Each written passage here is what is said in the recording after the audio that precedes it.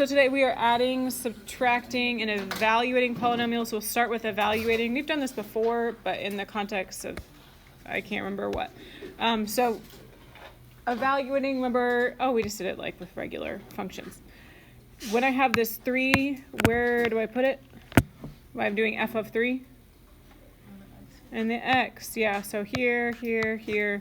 So remember you keep, so if I'm doing f of 3, then I'm replacing x with 3, so I'm going to write this all out, and then I will plug in a second.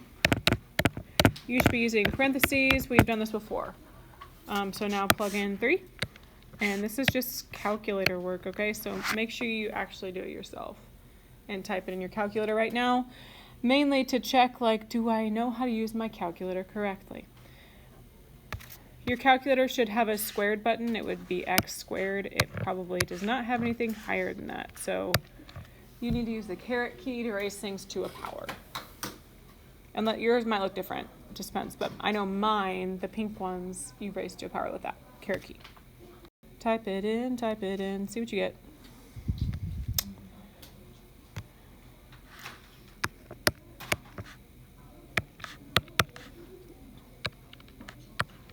And if you are using your calculator correctly, and this is what I would like you to check, you should get 98. Okay, we're going to plug in -2. The reason I want to do this one is because it's a negative, and there's a lot of negatives already in this problem, which makes it a little bit complicated, right?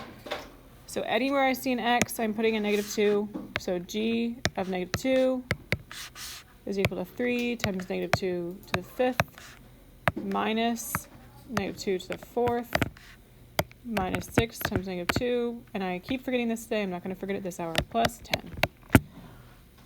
Okay, and then we'll talk about why this one you need to be careful. So you're plugging in -2, all the things. Okay, you need to be careful because of a couple things.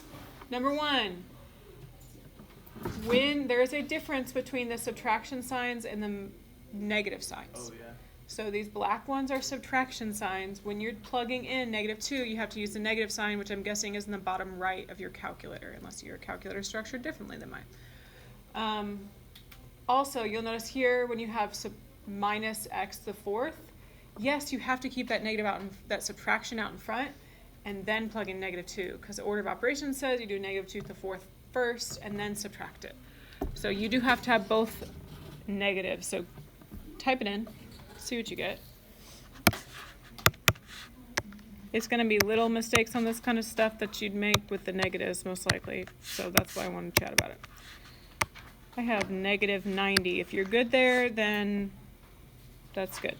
We're going to move on to adding and subtracting, which is like numbers 3 through 6, so don't go too far.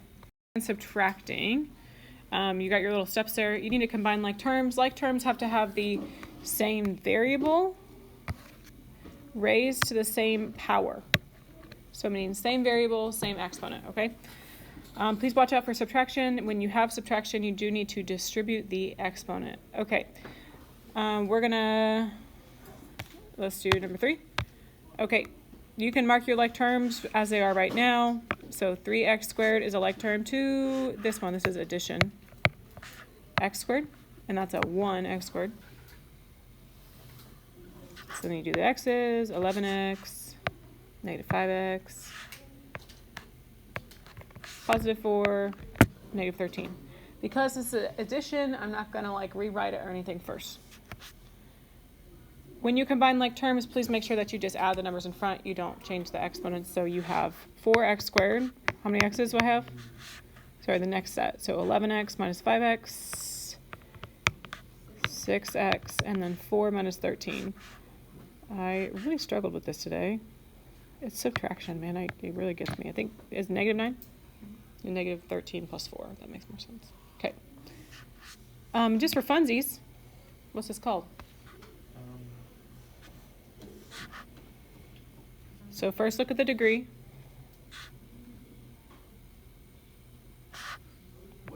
Degree of 2. Yes, quadratic, so it's on the poster over there. Quadratic, so degree of 2, it's got 3 terms, so it's a trinomial. We're doing this so it sticks in your brain. especially because I haven't seen you in like 3 days. Okay. Onward we go. Oh, I'm going to show you Miss Waller's way of doing this. I don't ever do this, but you know, sometimes we like it because it's more organized than mine.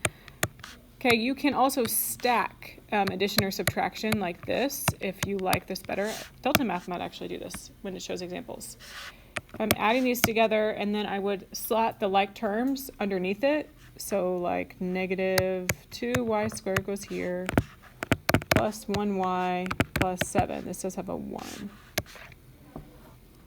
And then you just add straight down. So notice that 9y to the third does not have any like terms, and that's okay. So you're adding 0 to it. What would that next mean? Negative 4 plus negative 2. Or negative 4 down 2 more. Negative 6. This one, remember, is a 1. So plus 3y, and then the last one is negative 10 plus 7. 3. Another one, just for funsies. What's the name? Talk at your table. Cubic polynomial. Talking about this. Okay. All right. On to subtraction. We're not going to do number 5.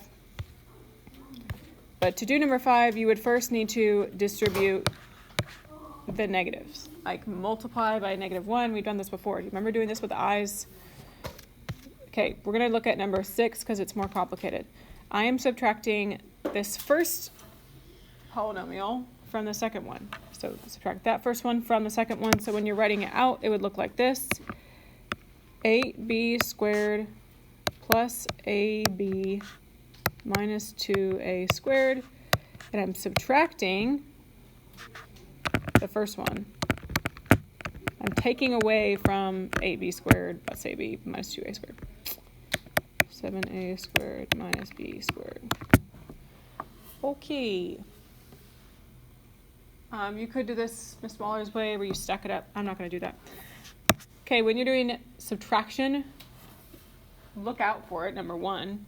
Make sure you see the subtraction before you just start rolling. Okay, you need to distribute the negative. So this first one's going to stay the same, right? 8b squared plus ab minus 2a squared.